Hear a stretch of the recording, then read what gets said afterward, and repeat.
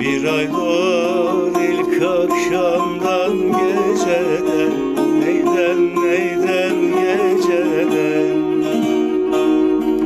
Şavkı vurur pencereden, bacadan.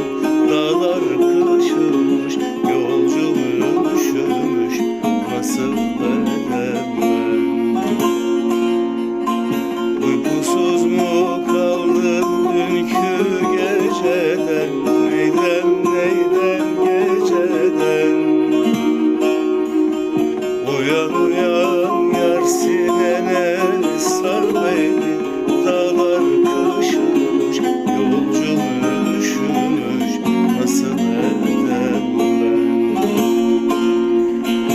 Uyan uyan yar, sinene sar beni. Dağlar haramı, açma yaramı, perişanım.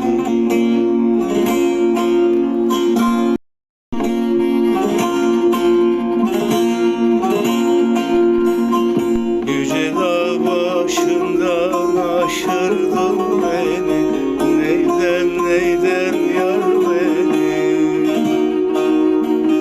Tükenmez dertlere düşürdün beni.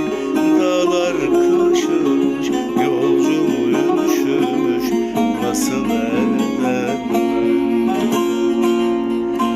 Madem soysuz gönlüm bende yok idi, neyden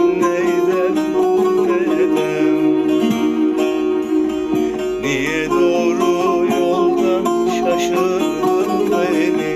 Dağlar kışımış, yolcum üşümüş, nasıl edem ben?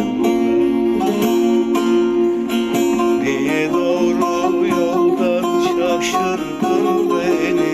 Dağlar haramı, açma ya.